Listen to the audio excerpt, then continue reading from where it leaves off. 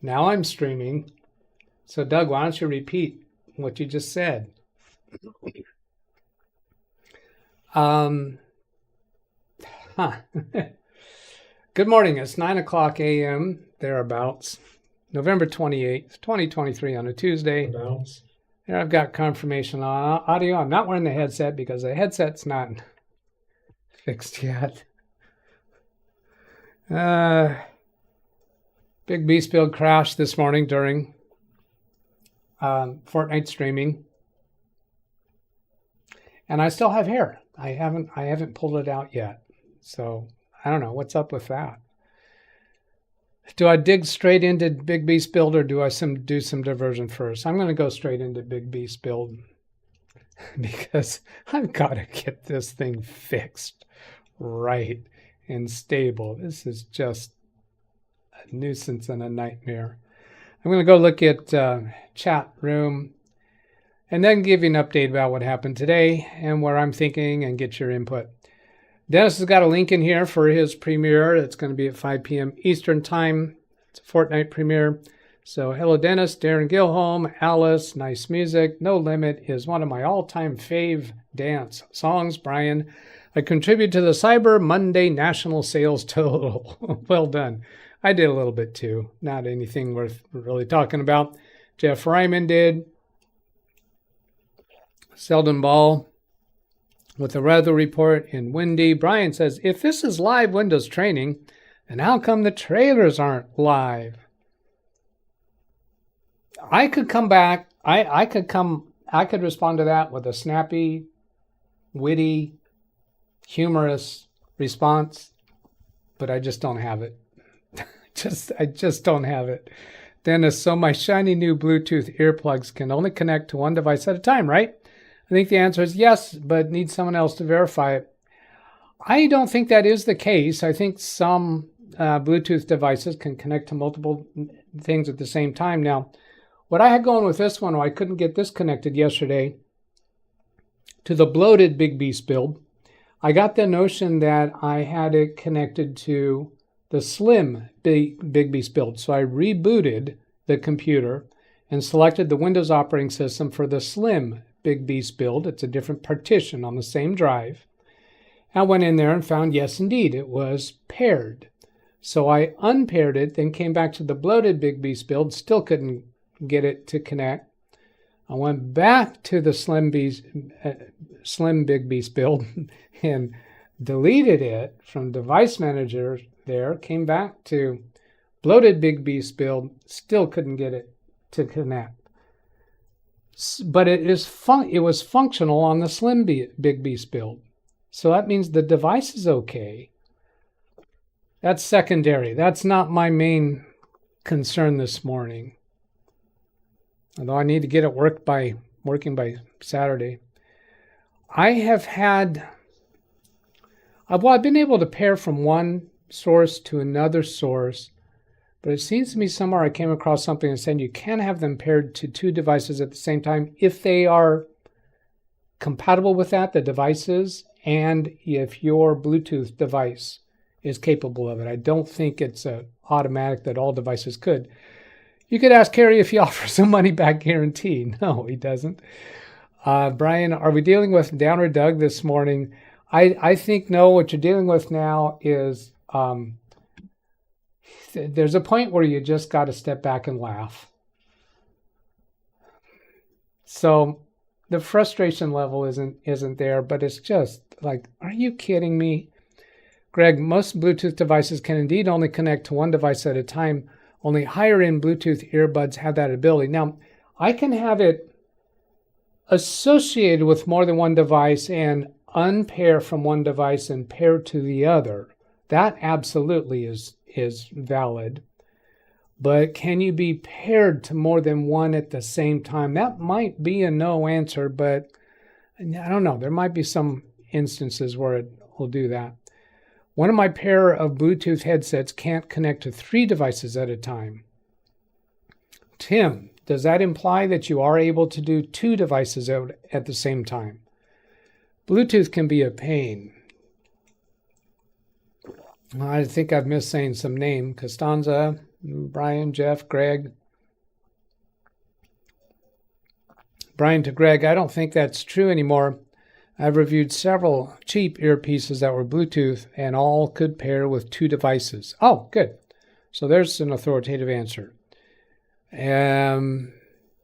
Yeah, so Brian has done it. Could pair with 2 devices. So how about tell us what devices? And does that mean you could hear sound from both of those devices at the same time? Was it a headset that you're dealing with, or maybe some Bluetooth devices capable of that and others not capable of that? Ken, call me Uncle Scrooge, as I did not continue to Black Friday or Cyber Monday. All right, so what happened this morning? Fortnite. Here's the Fortnite, my live recording. There's 7 seconds left in the recording. So here's the end of what the viewers saw this morning. And I'm going to play that. And desktop audio, is it coming through? It is not. Oh, I see. I'm gonna go back. It's not important for you to hear the desktop audio, but yeah, I had the exact same thing.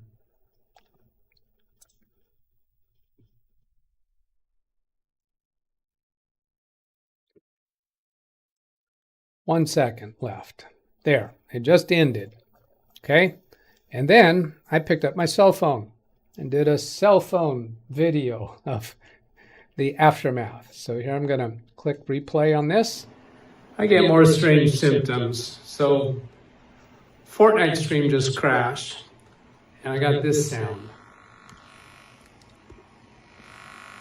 Yeah, all my screens went black. And the computer still got its RGB.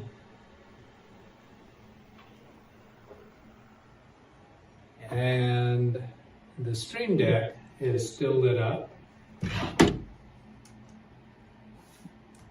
Keyboard caps lock does not respond. What else can I do? Put the phone down and try Control Delete.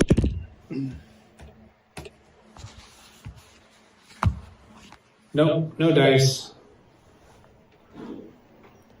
So then press and release power button.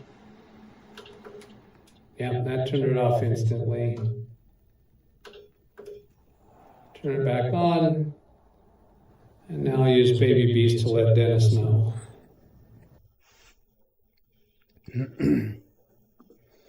All right.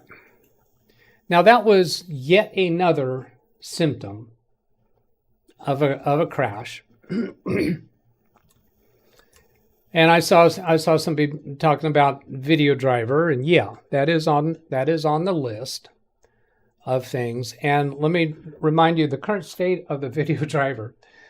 The last time I installed the NVIDIA driver, I did a clean uninstall. I used DDU to uninstall the prior installation, and I installed the game version of the NVIDIA driver because that's what XSplit wanted me to do. They did not want the studio version of the driver, which I thought was odd, so I installed that way for them. Since I was live streaming at the time, it seems to make sense that perhaps the video driver needs to be configured for the streaming software, for the studio version. So yeah, that's at the among the top of my list for what to do, but it just feels to me like this series, this string of different things that have happened under different scenarios is very, very, very varied. Okay, but because of the recent changes of video drivers, yeah, that's going to be a go-to thing today. But I have some other things in mind too to do, because that may or may not solve the problem. So I will do that. Tomorrow we'll be on that driver. Let's go look at what else you're saying in here in chat. Pairing to multiple devices does not mean one can switch between those devices. I have WYZE earbuds. I cannot use them on my computer and iPhone at the same time. Yeah, those would be competing devices, but there might be some other Bluetooth devices or other sources that you're pairing to where you might. So what is Dennis wanting to do?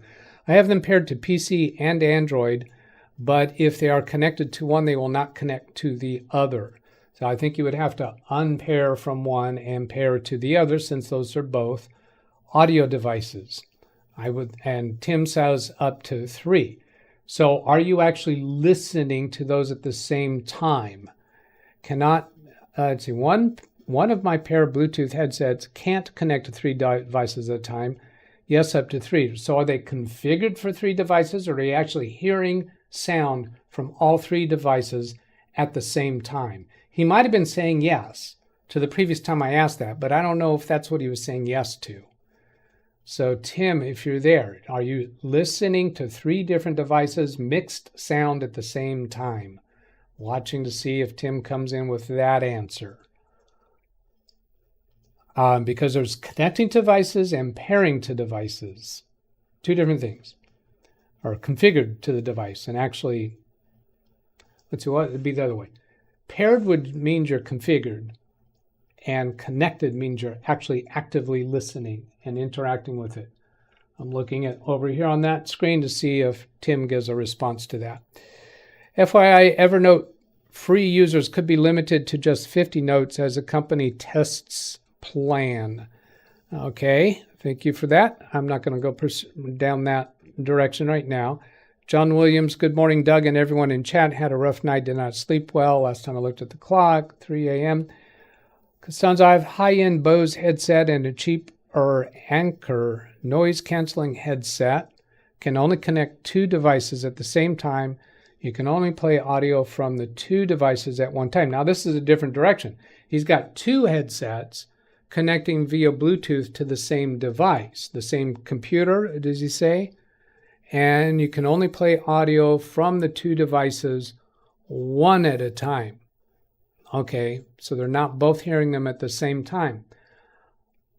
It seems to me that there ought to be ways that you can do that, because you can have multiple different Bluetooth devices connected to, for instance, a computer at the same time, different types of devices. Why wouldn't you be able to have 2 headsets connected to the same computer so they could both listen? Seems like you should be able to. There's where Greg was saying video driver suspect. Yes, it is. Yes, I've heard that sound before. Normally it's the beginning of trouble. Yes, when I heard it, it's not the beginning of the trouble. It's trouble is here. Trouble has arrived. And I have heard that before. The times before when I encountered that was with Beat Saber. And it's been quite a while ago that occurred. You have the most current driver, but there's something that's not playing with the video driver. Yeah, I'm thinking at the moment that I need studio mode rather than the game mode. The game mode is somehow configured more towards gaming, but it seems like it shouldn't be that bad. It shouldn't cause that kind of a crash, even if you're using the wrong one. It should just be that it's not optimized for it. So I'm not totally convinced that the driver mode is going to be it. Plus, also, we've seen this many times. The most recent version of the software has a problem, and they tell us to use an older version. So that could be the case with OBS or the video driver, or it could be the case with my coffee warmer device. Might be causing the crash. Well, I'm not drinking coffee, so that's probably not likely it. Similar sounds after a crash from Lawn Doug. Let's see, chips. When the computer goes into a crash state, it's not surprising that you could have some audio buzzing because the computer software and chips are all out of whack. I've had on rare occasions similar sounds after crash. Now, because I get so many different symptoms of a crash, that kind of points my attention towards a hardware issue where a piece of hardware is failing or glitching at a particular moment, and whatever the computer happens to be doing at that millisecond, that determines what symptom I'm going to see. So without having a reproducible symptom, it's difficult to track down the real source of the problem. But I've got a couple of things that I've got in mind right now, and I'm going to go over those with you in a little bit here. Speaking of phone video at 750-ish. Speaking of phone video at 750-ish. Sorry, Dennis, I don't understand what you're. I know that's obvious to you, but I've got too much in my head to put together what you mean by that. Speaking of phone, yeah, I don't know. Rick Lake's 750-ish. That would have. No, that was long after the crash for 750 my time. I don't know. Brian Lightfoot, my current earpiece is paired with a computer and a cell phone, only one source at a time, and the phone rings. Bluetooth pauses and YouTube while on the phone. Pauses YouTube while on the phone. Total cost was $29.98. Yeah, that's an instance where you could have configured to the computer and the phone, your cell phone rings, and it interrupts your sound from the computer, which makes a lot of sense. You wouldn't want to be hearing both sounds at the same time. Danielle Emberly, MSI, let's see, Danielle, what was I going to say? Oh, Danielle, yeah, I watched your open mic. That was enjoyable. That's a really neat thing. She was participating, it was a few years ago during COVID, open mic group of people. She gave us a link to that yesterday. So that was really fun that you guys were able to do that. MSI B550 Tomahawk installed okay. Oh, this is the replacement motherboard. And restored a recent image okay using Veeam backup software. Still having an intermittent problem similar to what you just demonstrated. Relaxed after a good run. Relaxed after a good run. Intermittent problem similar to what you just demonstrated. So the crash with all the screens going dark and that buzzing noise, are you able to reproduce that? And the problem that she was having, I'm trying to remember, the motherboard, the CPU, we were thinking it was the motherboard. I'm drawing a blank on the rest of the details of that. Long Dog to Brian, glad you clarified that. Kind of scanning through a little bit. Chapter 5 T's of Fortnite. Not going there now, but thank you, Dennis, for people who are interested. Seldom ball, I have to admit, the slightly too long USB cables bother me. Yes, USB has a length limit in order to keep the signals from being marginal and intermittent. I do a lot of things that you're not supposed to do. It's kind of a Doug thing. I have many USB cables that are about 25, 30 feet in length. Most of those have active power connection. They plug into AC outlet to boost their power. But I don't have problems with any of those devices. I have problems with the computer locking up. Does the computer lock up because of troubles created by those devices or those USB cables that are too long? Possible. Could it be the number of USB devices I have connected, which is a lot, and the number of video inputs I have connected? I have 3 monitors connected to my video card, plus I have the capture device, which has 2 cables connected to it, but only one that's currently active, and that's Baby Beast. The capture device card itself, there was a point in time when I was suspicious of it, so I took it out. Could it being in place just push it over the edge? Could a combination of all these things that I do that you're not supposed to do cause the computer to just give up the ghost now and then? There's lots of possibilities. I have some strategies in mind. We'll get to that. Anyways, I call it storage or remembering a device that has to be paired with. Storage area for multiple devices, typically 2 to 3. Let's just stay with the rule of 2. Danielle, noting that I have AMD integrated graphics, I've been tempted to consider buying low-cost NVIDIA GPU card as another diagnostic tool. Bandwidth, I'm kind of skimming through a little bit. Seems like listening to 3 Dougs at the same time. Nick, got that weird thing coming up on the menu on the side. Just dealt with a 4th Dell 5330, whether the mic stopped working after Microsoft update, getting the driver from Dell fixed the problem. Tim, connected to 3. If one stops playing sound, the other or stop automatic. connected to 3. If one stops playing sound, the other will stop them automatically. I think that means will stop automatically. Oh, start playing typo. Start, yeah, so only one's playing at a time.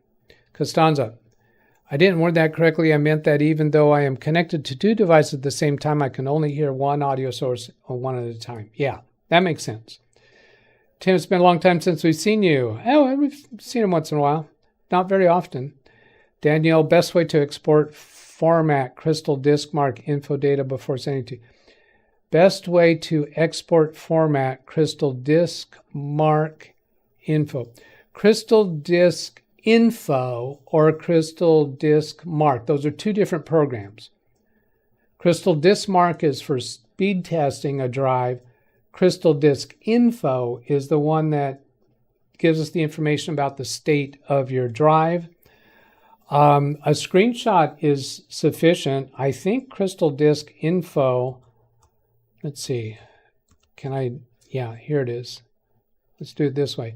I think it has a save feature, doesn't it? Let's bring that up and see.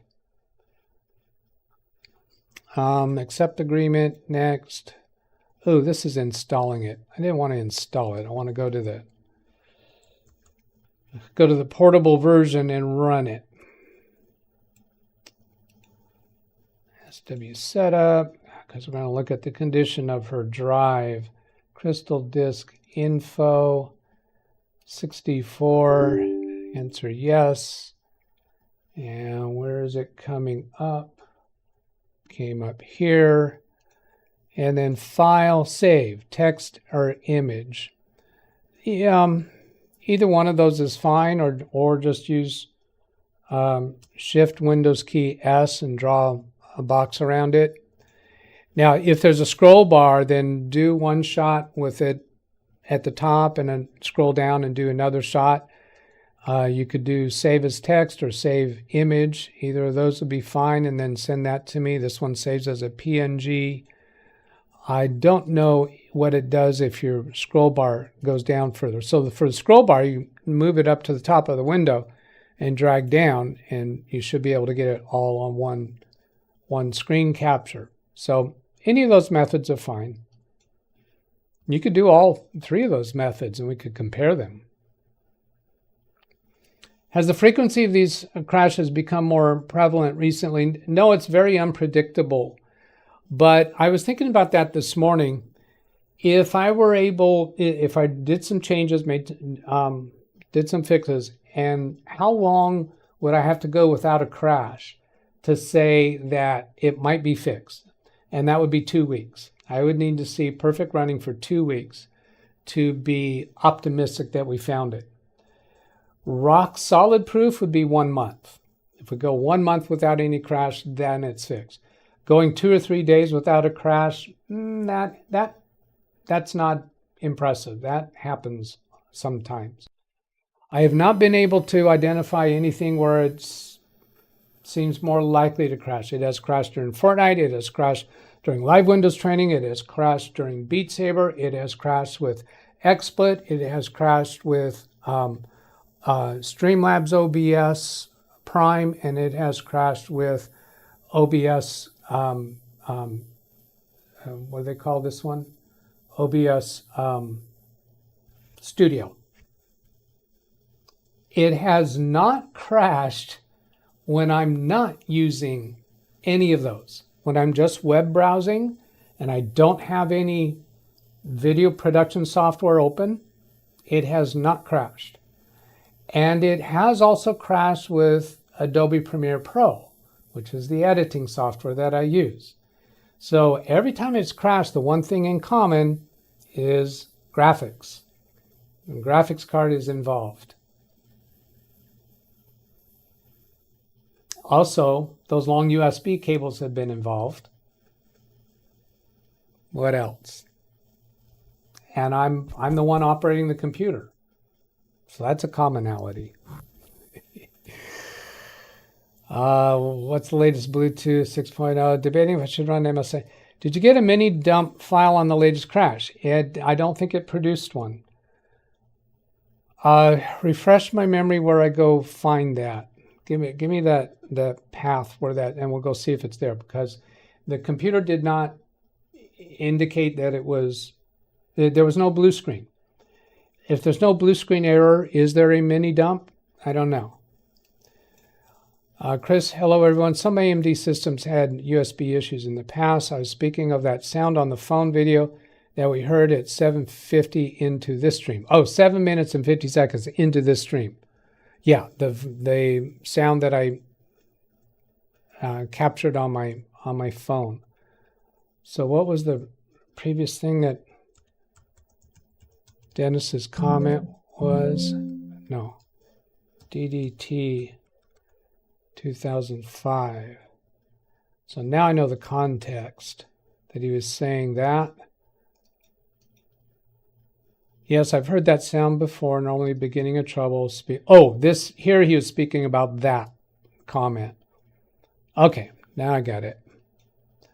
See, that was like 4 or 5 comments apart, right?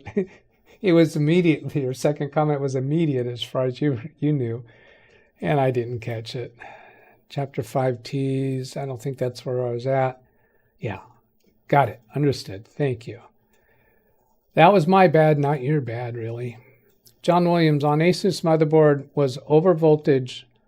Oh, that's right, thank you. That's what Danielle was having, is her motherboard was sending too much voltage to the CPU. Thank you for reminding me of that. Brian to Tim, are you writing the e-bike? Danielle, I think my system deteriorated Friday, Saturday, and BIOS detected high voltage. Replacing the motherboard took care of the BIOS high voltage issue that was detected with the older board. Yes, good. Glad to hear that. You got right on that. Well done. I'm kind of skipping over a little bit. Faulty GPU. Do you have a spare GPU you can swap out for troubleshooting? Nah, it's not adequate for that. I do have a spare GPU, but it's 12 years old, and it's DVI only, so no. There, Windows Mini Dump. C: Windows. I need to get on to some other things to be looking at. Let's see, Mini Dump, is that a folder? Yeah, folder here. November 28th, 7/27. Yes, we do. We do. Now, give me a reminder where that utility is for evaluating the mini dump file. We'll go look at that now. Spare graphics, run it for a while. Got that. And the warranty for Danielle.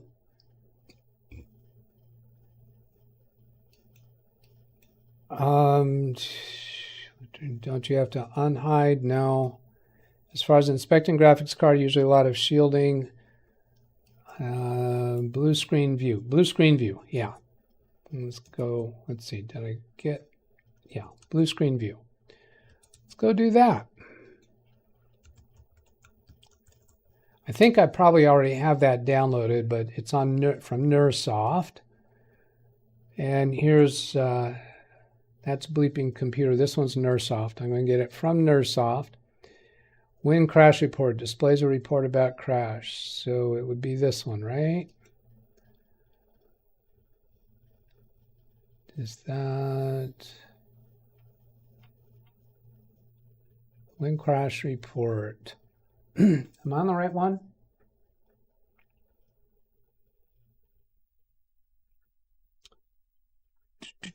Yeah, Wintermute, I'll send it to you. Why am I not seeing the right thing here? Oh yeah, it was down at the bottom, wasn't it? Download Win Crash Report 64. He's going to look at it with WinDBG. And then I'm going to cut it from here, take it to SW Setup, right-click out here and paste. Right-click the zip file, extract all, Win Crash Report 64. Here it is, launch it. and then open that mini dump file.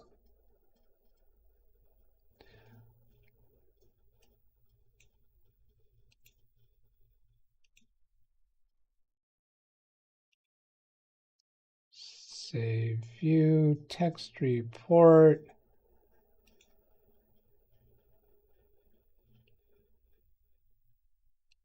Don't I have to open that mini dump file? Why am I not seeing blue screen view? This is Win Cache Report. Is this the wrong thing?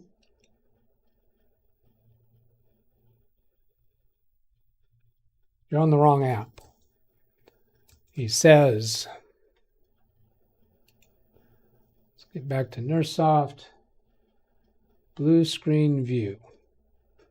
Did I go the wrong place?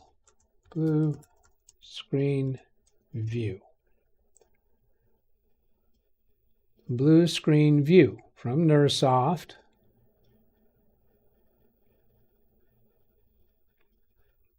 Control F, blue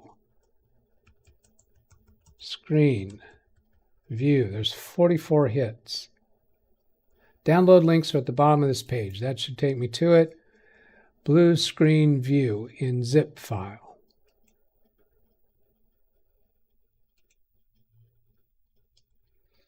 Right click, cut. Go to my SW setup folder. Blue screen view is not already there. Right click on the zip file, extract all, let it extract into its own folder name, and then blue screen view. Okay. So here's the one this morning.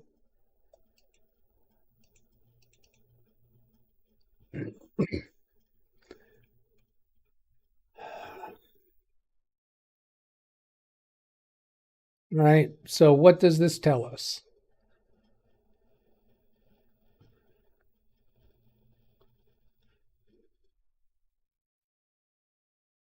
At glance, there's a bug check code, parameter 1234. I don't know what to make of that. Wintermute has offered to examine it deeper, so I will take him up on that and send it to him later. But some other things that I have in mind, let's see, where have I got this? I just started doing a troubleshooting plan here. HWInfo64, my intent is to start logging before every live stream. So here is HWInfo64. It has this logging button right down here. Now it's currently logging. So if I were to have a crash during a live stream, that log should show, we'd be able to look at whatever the last entry was before the crash, whether that tells us anything or not. It may or may not. I'm intrigued about trying to resolve all reliability history errors. Hang on for a moment.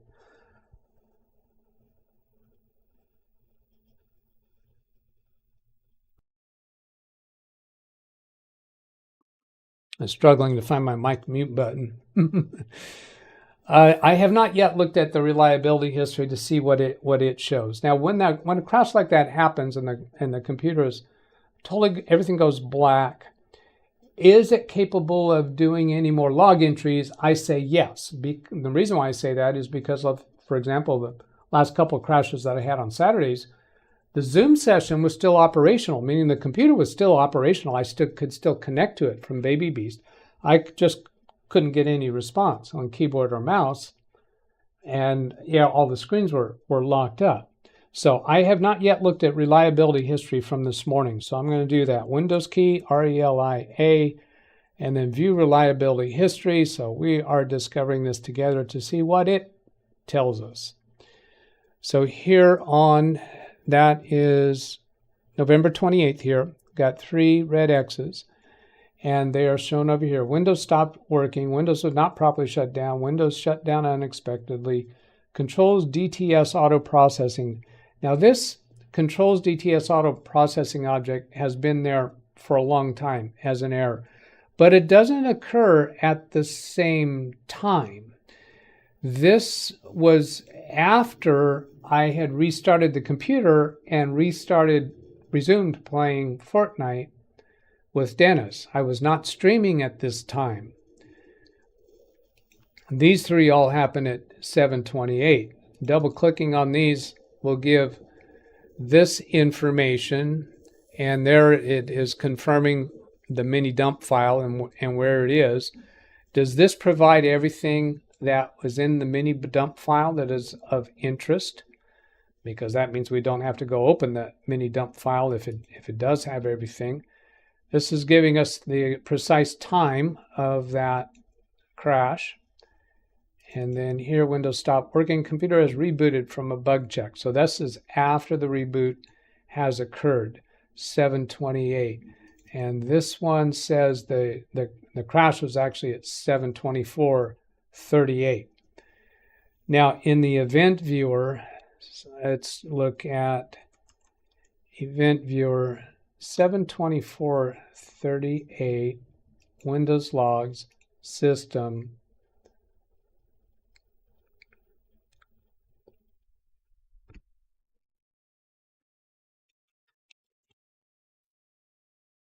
7:24:38, wrote it down because I stopped talking because I didn't trust myself to remember that time.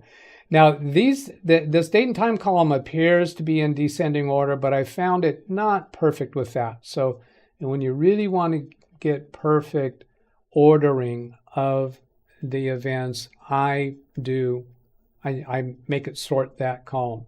And that can take a while, depending upon how much history is in here. So now it's sorted from the most recent. So we're down at the bottom of the file. I like to have the most recent at the top. So I click on this header again, the column heading again, and now scroll down for 7:24:38. Go down one screen worth at a time, looking for 7:24, and then I'll scroll closer. So 7:24.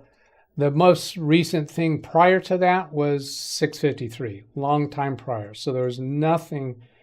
Well, now wait a minute. That's 7:20. Yeah, the 7:27. This was after the restart. So that doesn't help us at all. I have rarely found anything helpful by going to look in the event viewer, but it just is another place for information. 7:24:38. This is the application log. Yeah, nothing there either. Security and setup, not interested in even looking at those. Okay, now, then I just started this document this morning, obviously. Because this has been such a long, pervasive problem, I need to get a little formal about tracking it down. Now, let's come back to chat.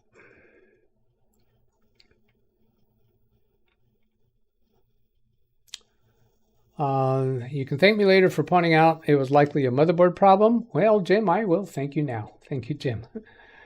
He was pointing out that over voltage was likely a motherboard problem. Danielle jumped right on that, replaced the motherboard, and it appears to be fixed. Chris says, I do not have mini dump. You don't have that folder. Wintermute's offering to look at the mini dump deeper. You have to enable mini dumps. I do not think they are hidden, but maybe system files. Now, do you not have that mini dump folder? Let's see, where's this? Blue screen view, crash report, setup here, mini dump, Windows. Is that, I don't think that's a hidden folder because it's not grayed out at all. But there was some place that we had to turn it on, right? Yeah, hidden items are not displayed. So Chris is saying he doesn't have the mini dump folder. Wrong app. Google Pixel phone. No, I haven't. Tim cannot read text chat. Don't ride the e-bike that much during the winter. I clicked the wrong link. Eureka.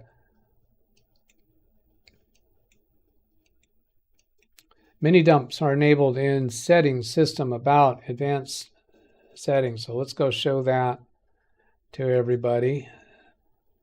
There's settings, system, about. See, that's not intuitive at all. Way down here at the bottom, about.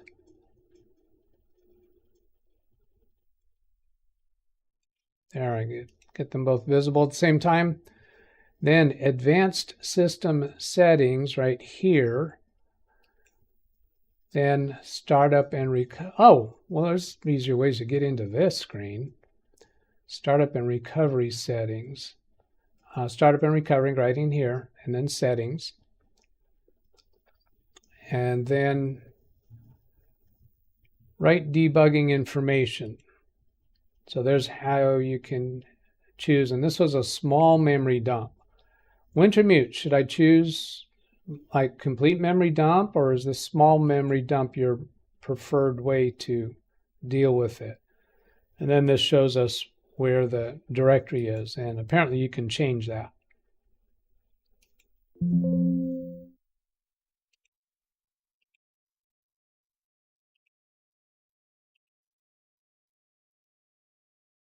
Daniel, I forget what Doug has in that PC graphics card. This was, oh, I moved the boxes out of here. Oh, it is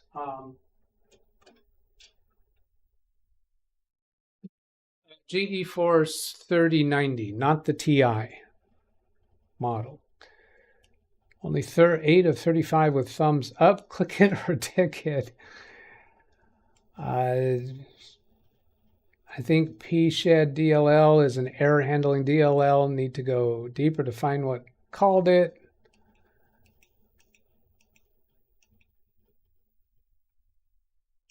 Yeah, shortcut, system properties advanced. I think just right click on the Windows button and then system. Now you're not seeing that on your screen because it popped up on to the left. I can show it to you here. On the right-hand side of the screen, right above my head, where I'm pointing to System, when you right-click on the Windows button, that's the menu that you get. Then click on System. I think I'm saying that right. And then Advanced, whoops. That gets you into here, and then Advanced System Settings. With Windows 10, it's even easier. You can just right-click on my computer and choose System Properties, I think it is. I think you can also get to it with File Explorer, and then go down to this PC. Am I right about this? Properties. No, I still came to here. Oh, that's right. There was an update with Windows 11 that had started coming into here. So you're just going to have to get to Advanced System Settings here. And then it was Startup and Recovery, and this is write event to system log is by default not selected, I think.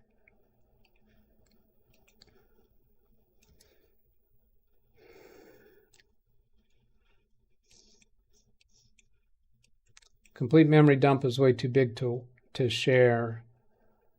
Kernel memory dump should suffice. RTX 3090, you have ray tracing. Raymond tracing. I'm spying on Raymond, right? Yeah, what does that do for me? I don't know. So the saga goes on. Oh, the other thing I'm interested in is any favorites you have for hardware testing, burn-in tests, something like I could boot to a USB thumb drive and let it go for hours, massively, aggressively testing hardware. I'd be interested in doing that because during my normal workday, I really don't have to I don't typically use Big Beast a whole lot. Most of that work is on Baby Beast, which also makes me wonder, is it fair for me to say that it never crashes when I don't have video software open because I don't do a whole lot of stuff outside of software that uses the video card? Quick tip for Windows 10. Open this PC, right-click empty space next to C drive, then Properties. Empty space next to C drive. Of course, that's for Windows 10. Empty space next to C drive out here, and then Properties. But I think also if you just right-click on My Computer, choose Properties, it'll take you into that same screen. Okay, that's enough. Let's shut this down. Well, I got to install that studio version of the driver, send that mini dump to Wintermute, and there's one other thing. That I was going to do. I don't remember. Oh, PShed is platform-specific hardware error driver. I guess that came up in one of those screens. I don't know. The saga continues. What are you going to do? Yeah, all right. Here we go. Goodbye. Have a great day, everybody. Catch you later.